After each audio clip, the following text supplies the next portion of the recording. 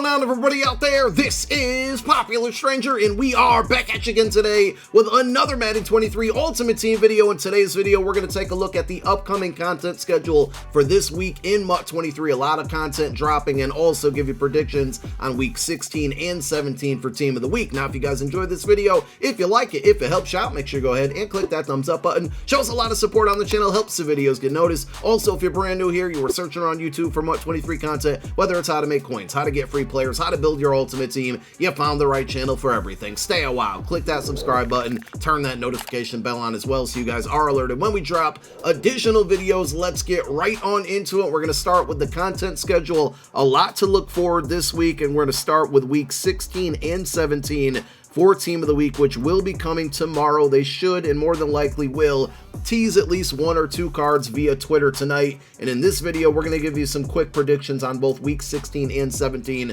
Now remember, this was delayed or pushed back because of the holiday break. So next week, next Tuesday, a week from tomorrow, we should get Team of the Week, week number 18. Those are going to be for players who had a good performance in yesterday's games. Next on the list is going to be Season 3. And you know, we never get dates on this content schedule. We can always just basically use educated guesses to hope and predict what we're going to see on which days. But Season 3 to me feels like it's definitely going to be dropping on Thursday, this coming Thursday. And that's because if you take a look, your Zero Chill Field Pass expires that morning.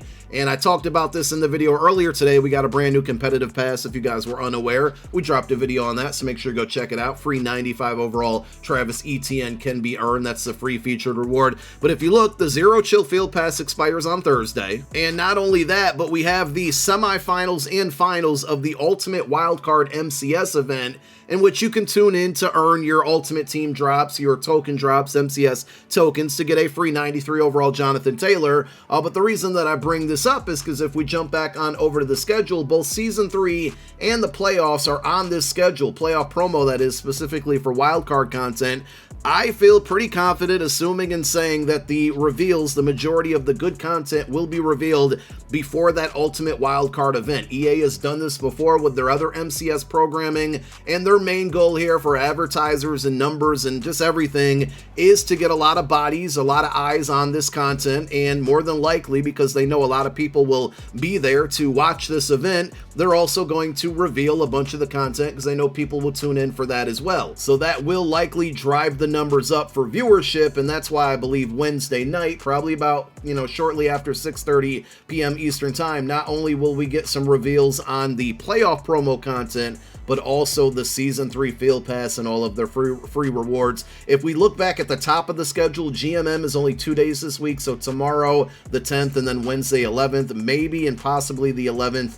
That morning, they may reveal some of the playoff content or give some teasers, but I think the big reveals, the majority of the content will be revealed on Wednesday night. The last item on the list is somewhat expected. That's Legends. So Legends come out each and every Saturday, and I know with the NFL regular season ending, a lot of people thought possibly the Legend promo will end, but that's not the case. I think we still get 3 more weeks, and we could potentially see playoff Legends start to come out. If you go into your solo challenges for Legends and look at the milestone rewards, I mean, we're all the way up to week number 20 right now from this past weekend's Legends, and if you look at the milestone rewards here, there's only enough stars in the game if you've maxed out everything, I believe, to get to 158. So that just shows, because there's still a tier 24, 25, and 26, which are 7 stars each, this pretty much proves that we're getting at least 3 more weeks of Legends, and I think that's where it stops. That's typically what happens, right? We'll probably get playoff Legends for the next 3 weeks, then the Super Bowl promo comes, and then after the Super Bowl, we'll start to roll out Ultimate Legends, which is basically just an extension of the Legend program. But that is it. One more time, if you want to take a look at it, the content schedule for this upcoming week, 2 days of GMM. We got Team of the Week 16 and 17 Tuesday, Season 3, and the playoff promo on Thursday, more than likely. And by the way, they really screwed up the playoff promo last year. Let's hope they don't make the same mistake this year. Like last year, teams that made the playoffs didn't even get a card if they didn't win out of the first round. So you could see, wild card teams obviously play and lose in this weekend's games and not see a playoff promo if they mimic what they did last year. Hopefully they do not. and the teams and players of teams that made the playoffs get some type of card. But we'll find out more this week. And then one more time, Legends on Saturday. Let's talk week 16 and 17 team of the week content. I'm not going to go back and do all of like the LTD picks and the legend guesses. We're just going to highlight some of the players, current day players that had good week 16s and 17s. And unfortunately, we start off with Dak Prescott, who in week 16 had a good performance.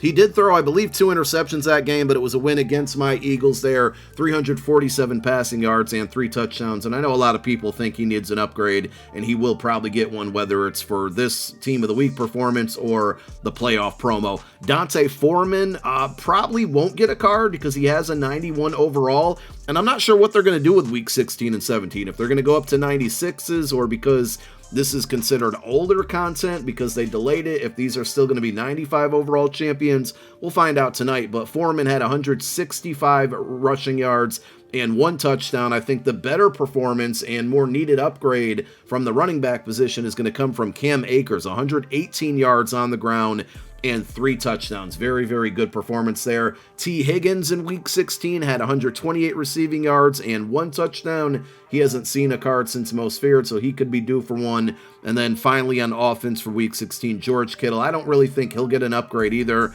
but a pretty solid performance, 120 receiving yards and 2 touchdowns on the day, so he could be in line for an upgrade. Kittle's teammate, Nick Bosa, a performance worth highlighting, 2 sacks, 1 forced fumble, but I think they're saving him either for the playoff promo or, I mean, he's got to be in the question for Defensive Player of the Year with the season he's been having. So Bosa could get this card, but I think they save him and wait for another one. In a losing effort, hopefully he gets an upgrade. Josh Sweat having a great season so far. Unfortunately got injured in week 17, and we hope to see him back for the playoffs. But Josh Sweat in that game had 1.5 sacks against the Cowboys in a loss, and also had an interception for a touchdown. So interception plus the return for a TD for Josh Sweat, and still just sitting out there with a core elite. He's got over 10 sacks this year. Give the man an upgrade. Kobe Durant, 2 interceptions and 1 touchdown for the Rams in week 16. Only has his 78 overall ultimate kickoff card, so he should get an elite. And then Marcus Jones, who already has 1 team of the week card, well, in week 16, he had 14 tackles, 1 interception, and 1 touchdown. Now moving on over to week 17, not a lot of good quarterback performances. Jarrett Stidham lost this game, but he kind of surprised everybody. I mean, it was against the 49ers defense. He did throw 2 interceptions, but also 3 touchdowns and 365 yards. Only an ultimate kickoff card, so maybe he gets an elite. Jamal Williams, who had quite possibly one of the best post-game interviews I've ever seen in my life last night after they beat the Packers. Jamal Williams in week 17 had 144 rushing yards and 1 touchdown. Austin Eckler on the ground as well had 122 rushing yards and 2 TDs. Another player who has a Team of the Week card and could deserve another one. Mike Evans will not get a Team of the Week for week 17, but we can't ignore this performance. He's got this 95 overall zero chill card already, 207 receiving yards and 3 touchdowns in 1 game. And another Most Feared card, or Most Feared player that could be in line for an upgrade very soon, is going to be Devontae Adams in week 17. He had 153 receiving yards and 2 touchdowns. In week 17 on defense, Cam Jordan, this is against my Eagles. I don't know what happens with this one, right? Because he set the Saints franchise record for sacks, I believe. He had 3.5 of them in the game against the Eagles and a forced fumble. But if week 17 content is going to be 95 overalls, because he already has a 93, it won't happen. Now, if they jump up to 96s, then he has a possible chance at getting the champion or player of the week on defense. We shall find out. James Houston for the Lions had 3.5 sacks, actually 3 sacks that game, and 1 forced fumble, so similar numbers to Cam Jordan. Darrell Taylor had 2.5 sacks and 1 forced fumble for the Seahawks. This one I really hope happens here. Grant Delpit, this campus hero card that came out in the very beginning of the year, 6'3" safety, was an absolute beast for me on my main team and no money spent.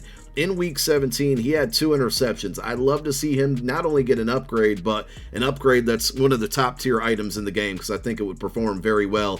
tall safety with speed and good man and zone coverage. And then finally, Marshawn Lattimore, another Saint who had a good performance. Not only a good performance, pretty much game-winning, game-sealing performance against the Eagles. He had an interception in his first game back, and I don't know how long it was, forever, but an interception, and returned that interception for a touchdown, and it pretty much, like I said, sealed the game for the Saints to get that win over Gardner Minshew and the Eagles at the time. And that's it. So those are our quick predictions.